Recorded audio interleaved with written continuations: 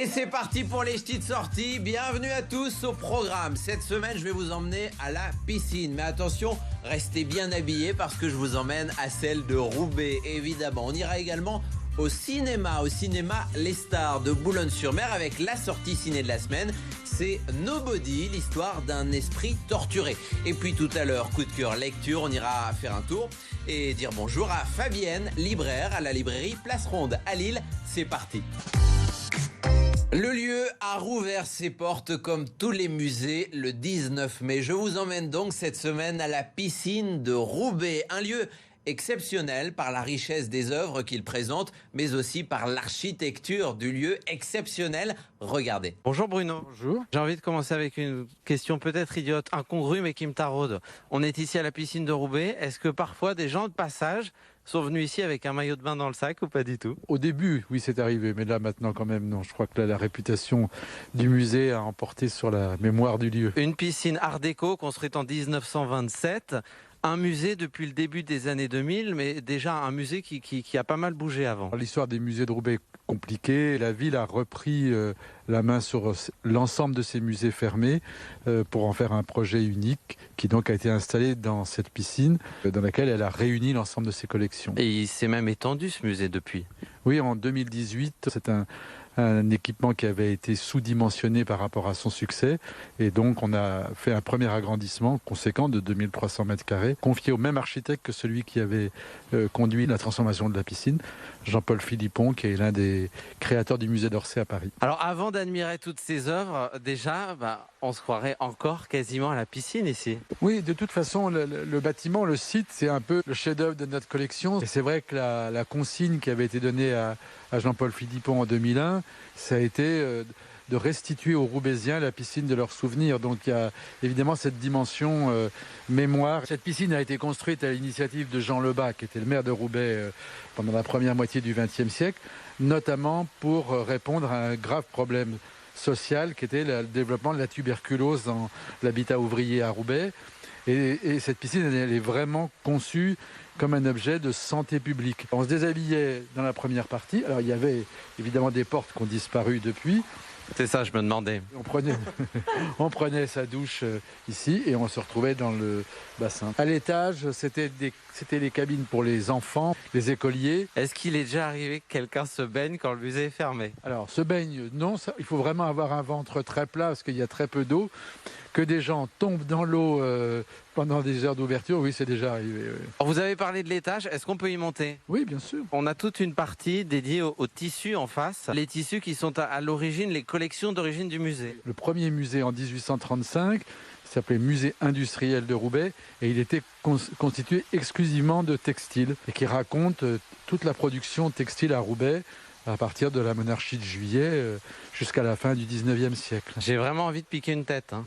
Toutes ces sculptures qui sont disposées autour du bassin, qu'est-ce qu'elles ont en commun? L'idée dans le projet de 2001, c'était vraiment de faire un jardin de sculptures autour d'un plan d'eau. Les deux personnages avec des perruques sont deux modèles en plâtre qui ont été réalisés pour le décor du grand escalier d'honneur de l'Opéra de Paris. Elles représentent l'une Lully et l'autre Handel. Si vous regardez une nouvelle fois La Grande Vadrouille, le film avec De Funès, vous les voyez au moment où il descend l'escalier. On parle sculpture, on parlera gravure dans un instant avec l'expo. Sculpture, je crois que vous avez un atelier. Oui, le dernier atelier encore intact de sculpteur de monuments publics, la Troisième République à Paris, celui d'Henri Bouchard, devait fermer ses portes.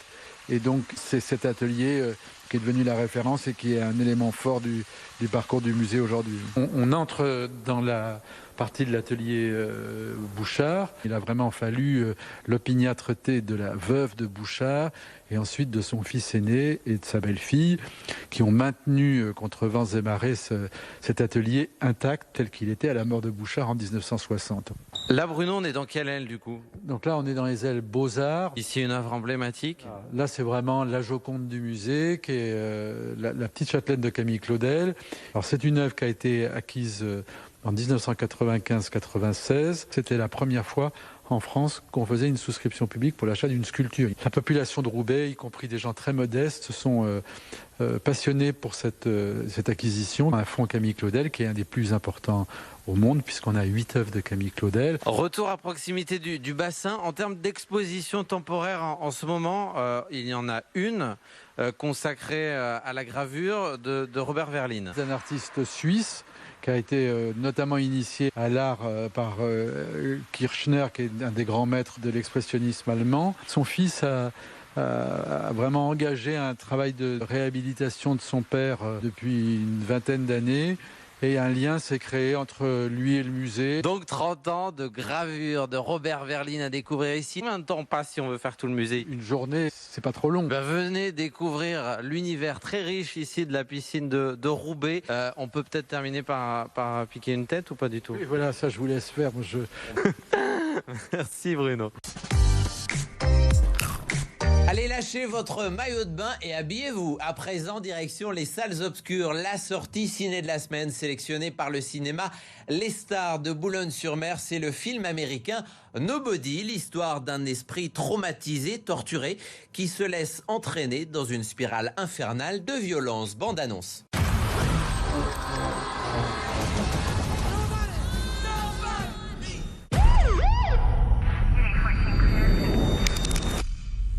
Donc ils ont pris environ $20 et une vieille montre? Monsieur Mansell, vous avez pas tenté un swing? Non. T'aurais pu les éclater, papa. Paraît que ça a chauffé chez vous cette nuit. Putain, j'aurais bien aimé qu'ils viennent chez moi. Pourquoi tu les as pas démolis? Je voulais essayer de limiter la casse. Ah ouais? Tu vois ça comme ça, toi? Ça va comme tu veux, pas ce qu'on dirait pas.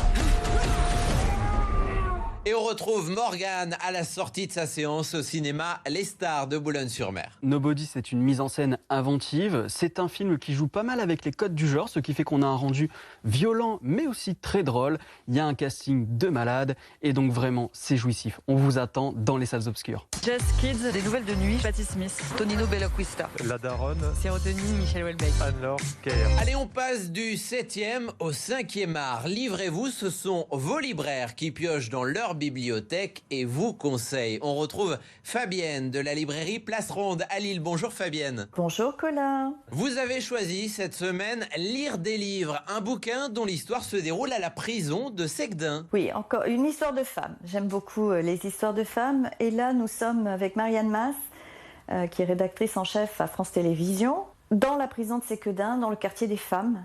Et comment, au travers d'un atelier de lecture, elle a pu se rendre compte de la vie que menaient les femmes en prison, comment ce besoin d'extérieur, ce besoin de liberté, les a emmenés vers la lecture et comment cette lecture leur permet d'échapper à l'enfermement entre quatre murs. C'est très poignant comme histoire, c'est très court comme récit. Mais je vous invite vraiment à vous plonger dans cette vie particulière des femmes incarcérées. C'est très chouette. Merci Fabienne, merci à vous. Je vous dis à la semaine prochaine, évidemment. D'ici là, amusez-vous, prenez soin de vous. Et puis, on s'appelle, évidemment, et on se dit quoi ?